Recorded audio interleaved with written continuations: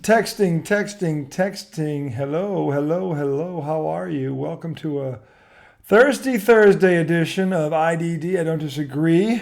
From a mid-sack, a early May mid-sack. Doesn't feel like May. It was a little bit on the chilly side. I got up into the mid 60s, so it actually ended up being a pretty nice day. But it was a wind. There was a breeze going there, kind of cooling things off. Sick of this in between weather. Let's get to some spring, which down here in the Commonwealth of Virginia means 70 to 80, somewhere in there consistently, and we flirt with 85 every now and then.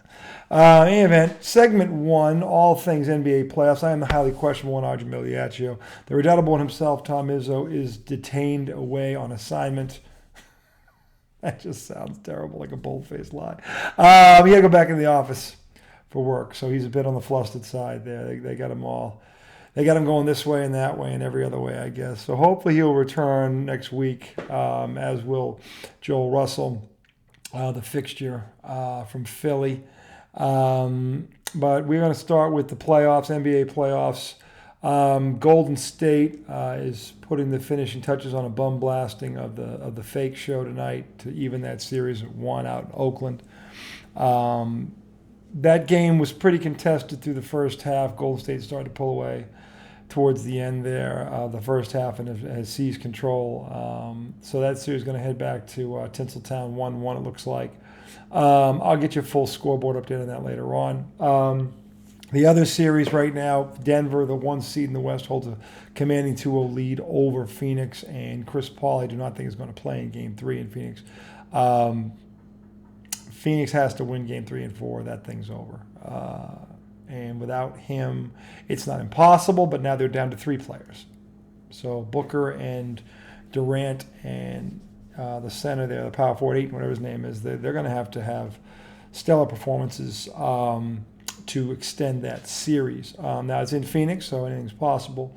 And certainly KD is capable of dropping a 50 on anybody on any given night. So, and I think he's going to have to, if they want to get that thing back to Denver even, or go back to Denver at all. So, in any event, that's where they stand.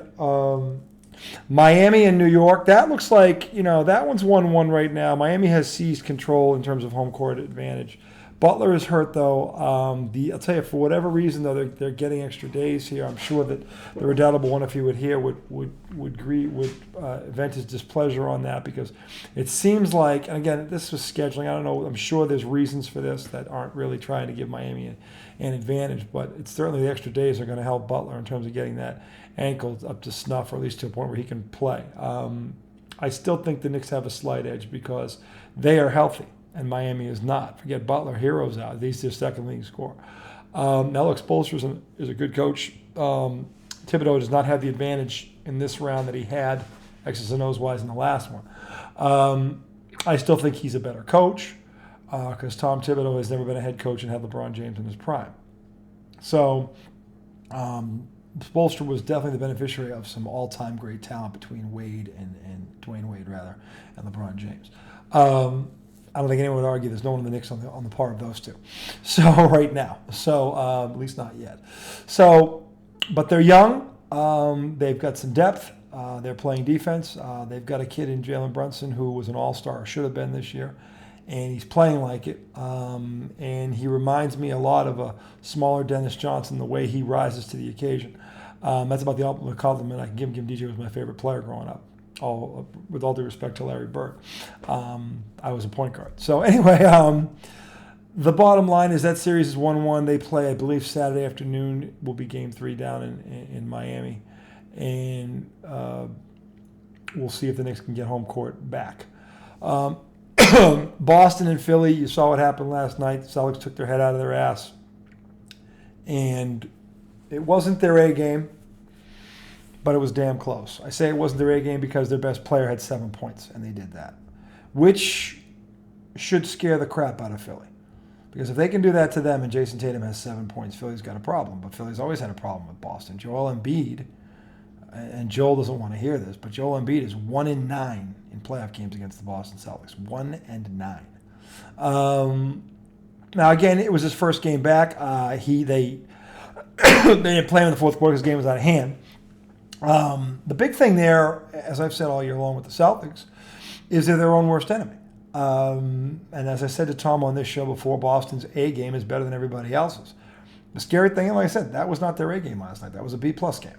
If Jason Tatum had dropped 30, that's pretty scary. Think about what that score was, or what it could have been. But they didn't need him to because they have that kind of depth. And no other team has that kind of depth. Trust me, Phoenix would kill for half of the Celtics right now in terms of a bench. But in any event, Philadelphia did what they had to do, though. They're still in the driver's seat. So they go back to Philly. Game 3 is tomorrow night. They will honor Embiid before the game, deservedly so, with his MVP award.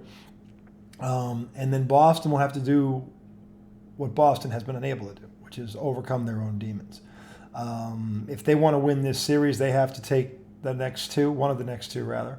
I would strongly advise them to hit them in the mouth in Game 3 and get it back then, as opposed to putting this all in a Game 4. If Boston goes down 3-1, they're not beating Philly 3 times in a row, because the mental aspect of this will have shifted.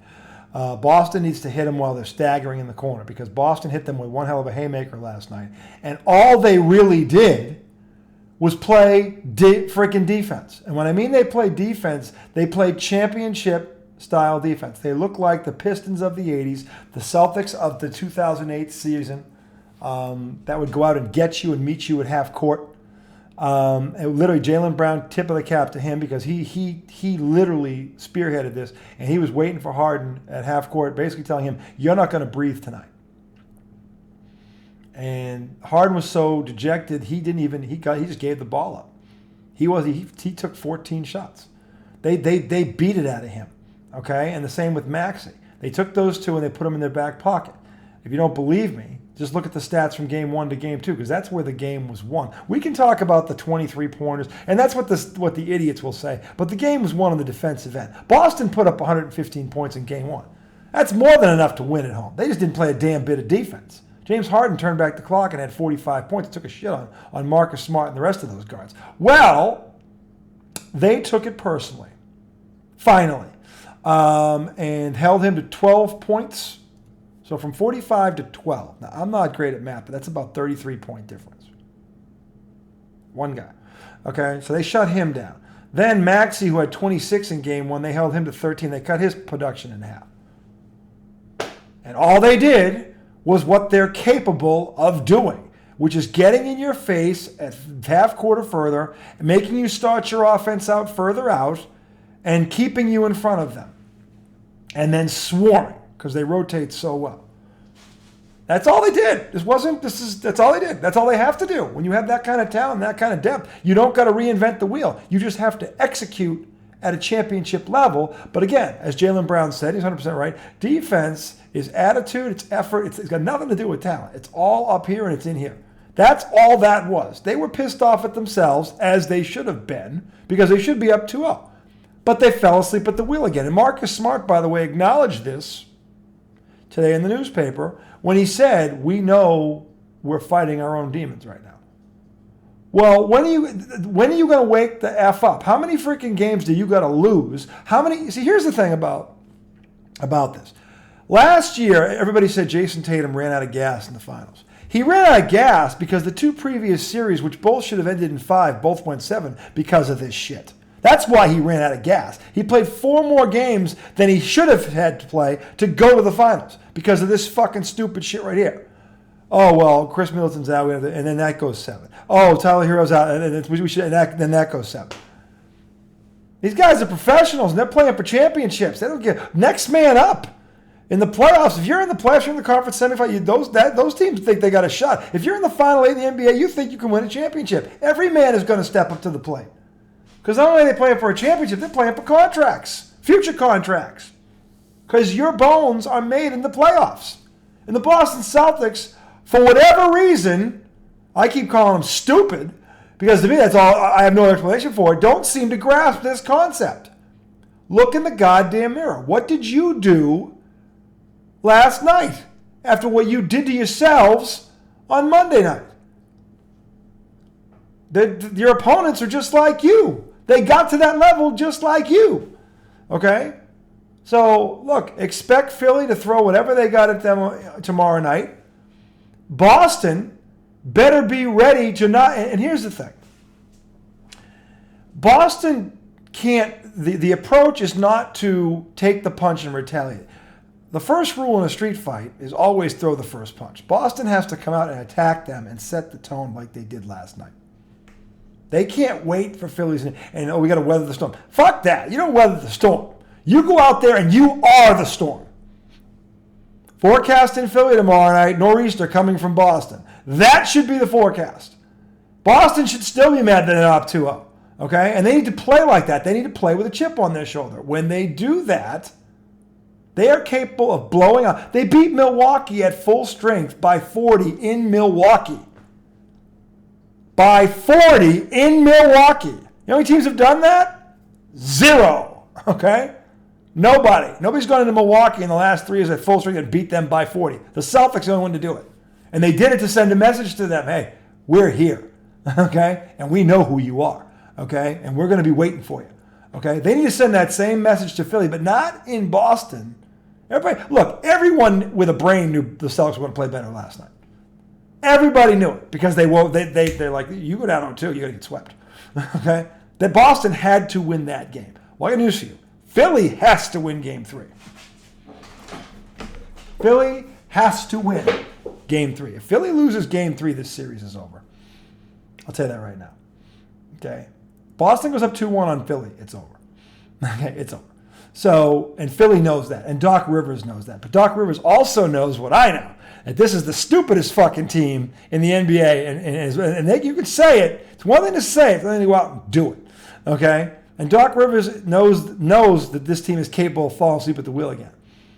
Okay? So they're gonna make adjustments. They're gonna run a higher screen and roll. They're gonna get Embiid a ball at the elbow, at the block, where he likes to operate. And they're going to tell Harden to be more aggressive. And Harden's going to be more aggressive. Boston has to not only be ready for that, they have to attack it. Throw the first punch. And then throw the second punch. And don't stop until they're not breathing anymore. It's just that simple. You don't take your foot off the gas. Philly is the desperate team now. People say the pressure's on Boston. I don't think so. Boston is the second best road record in the NBA. They've won in Philly. They can win there again. They know it. Okay? Philly must defend home court. Philly's not going to win another game in Boston. They're not. They got that one. They're not going to do it again. Boston's not going to let that happen again. As dumb as they are, okay, I think they understand that we can't fuck up like that again. But now they know they have to go get one in Philly. If they're smart, and again, Joel, that's a big if because they're not, okay, they will come at them guns ablaze, and just like they did last night, they will not react. They will initiate. They will dictate. They will bully. Okay? And they won't worry about fouls because they can come at the Philly guards in waves. Boston can go 6 deep at the guard position. Philly can go at max 3. Okay? Boston can go 5 deep. Grant Williams does play defense, and they're using him again.